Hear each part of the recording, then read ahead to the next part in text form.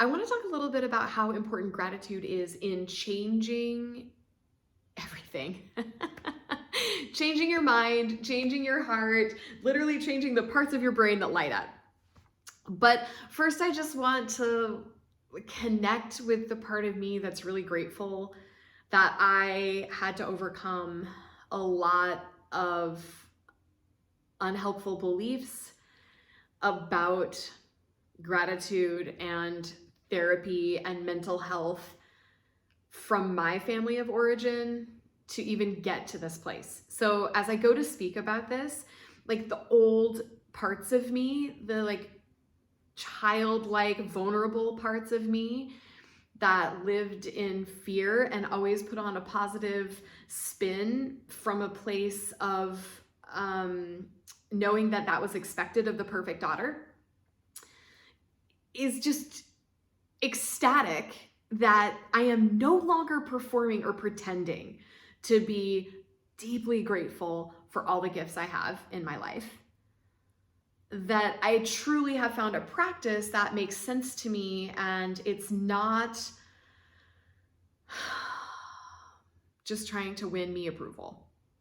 Yeah, so as I go into this, the irony is not lost on me about some of our like preconceptions of gratitude, right? And there's this idea that you must be, if you want to change your brain through gratitude, you must be grateful for the hard times.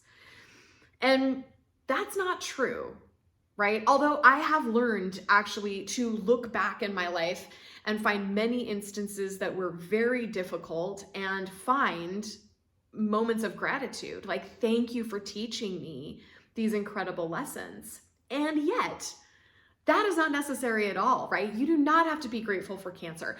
You do not have to be grateful for divorce. You do not have to be grateful for abuse, right? I do not recommend that. Can you also be grateful alongside difficult experiences? The science tells us yes. Yes, we can.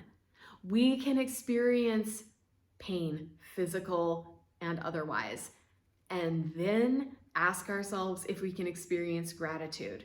And the gratitude experiencing alongside something difficult is going to help us feel better, right? So let's make sure that we don't forget anything. Okay, I love this. I have read so many and watched so many TED Talks and YouTube videos on gratitude. I actually have taken several university classes on positive psychology, which for the most part is harnessing the brain's incredible capacity to think positively. Gratitude is one part of that, but we tend to have a negativity bias, right? Part of our evolution is that our ancestors were very tuned into fear and scarcity. And so because of that, they survived, right? And it is actually going to benefit us to build new brain pathways for positivity. So we have to create a positivity bias. We have to strengthen those pathways because already negativity is heightened. Our awareness of negativity is heightened, and that brain pathway is well traveled, right? That brain pathway is like a finely oiled metro system. And your gratitude pathway might be like bushwhacking in the jungle, right? No clear path. You've got to get out the machete in order to start lighting up the parts of your brain that light up when you feel grateful. And yet that's what we want to do, right? We want to get the machete out and start this gratitude pathway in our brain because it is so helpful in alleviating physical, mental, emotional symptoms of pain and dis-ease. It's really incredible. Gratitude doesn't erase pain, but it gives the brain another channel or another pathway to go through, in addition to the pain pathway. When we experience stress, the brain prioritizes threat. So the amygdala gets louder, it's gonna light up, the nervous system narrows. Our nervous system is adapted to fight, flight, freeze, fawn. when we sense stress. So we have this exhausting ability to tune in to the negativity and the threats around us, even if that's just our email. It's not a Jaguar anymore, right? It can be checking our email. It can be seeing an ex-partner. It can be dealing with our children and battling homework every night.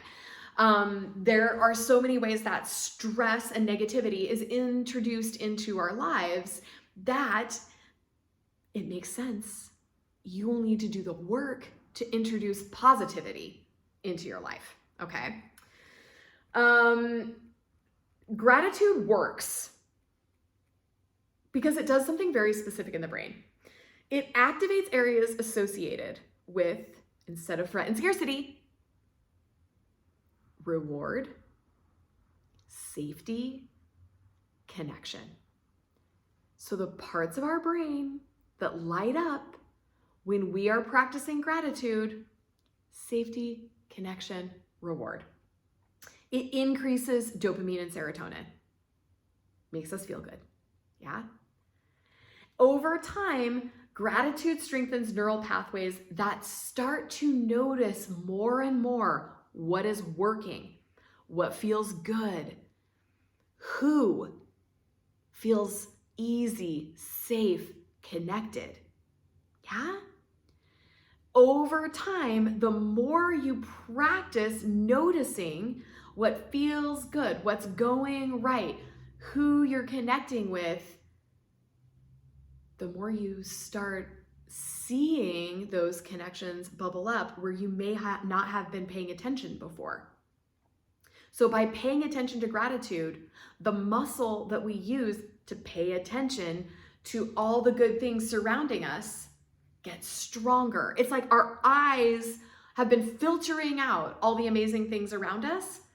All we can see is like the hurt, the injustice, the wounded, the people who are hurting the world. When you start practicing gratitude, what you start to notice is all the beauty, all the joy, all the ease, all the creativity, all the connections that we're sharing for good, all the beauty and song and dance and joy that the people around you put into the world. That becomes really, really heightened. So we get to sort of reframe gratitude not as bypassing your emotions, but as walking alongside you when you're experiencing difficulty. And then when you're experiencing good things, you pay attention to that. You focus in on that. You expand that moment. One of my teachers called that expansion a glimmer, right? So the next time you're holding a warm beverage that you love, don't let that moment pass you by. Make it into a glimmer, expand it, bring your senses into that gratitude moment. Can you smell it? Can you feel it? Can you taste it? Really bring, what are you hearing at that time, right? Really bringing your senses into that moment. Whenever we dance to the lyrical song and I ask you, what do you want to feel? That can be another glimmer moment, right? How can I expand my awareness into the sound, the shapes my body make, the way it feels to open my heart, to skip to the beat, right? Open that into a glimmer. Light coming through a window, lighting a candle, taking a walk with a friend, standing on top of Moscow Mountain, right? A moment of silence, writing in your journal. What are some things you're grateful for? I find that one of the most effective ways, especially because ahimsa is so important in this healing process, self-ahimsa is so important, that I find, and I'm going to encourage everyone at some point in our practice together to create a gratitude practice, and it may be really challenging for you at first. The muscle gets stronger. The brain pathway gets easier. To create a gratitude practice, grateful for you. grateful for some physical attribute, grateful for some aspect of your mind, thoughts, and grateful for some aspect of your heart. So all three things, when I started this practice, you guys, it took me like 5 minutes to identify things. And I would think of something and be like, no, I can't actually write that down. Like, I'm not really grateful for my eyes. That would be like boastful to say that, right? It's so hard to get over the messages that we cannot enjoy ourselves, that we cannot love our own body, that we cannot find pleasure in the beauty of our hands, right? Or our elbows. I'm always telling you that elbows are like the most underrated part of the body, and I love my elbows.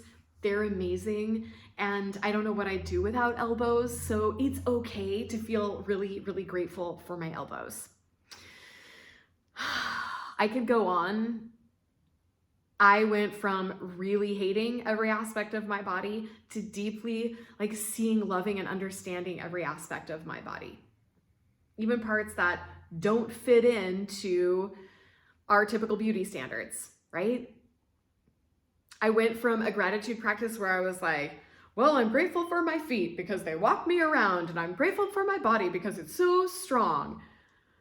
And I moved into like, yeah, this booty was meant to shake, and it is gorgeous. Thank you. More of this, please. Right? Same with thoughts.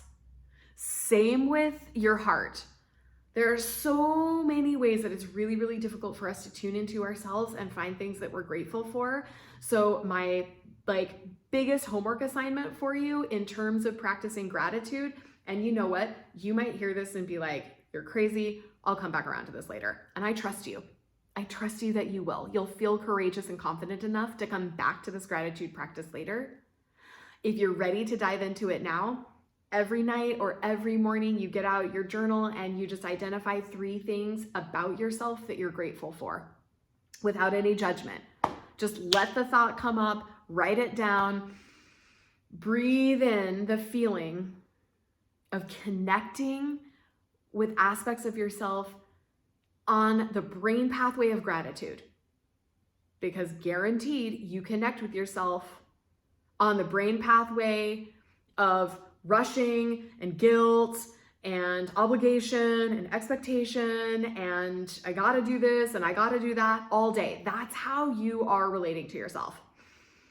You're seeing yourself from the outside in, and I want you to really start seeing yourself from the inside out and practicing gratitude as if it were your job. It's going to be difficult at first, and then those muscles are going to get stronger. Okay, I'm going to finish with one of the coolest things that I learned in the research literature in one of the classes that I took, and that is that they had a very large sample of people doing a gratitude practice.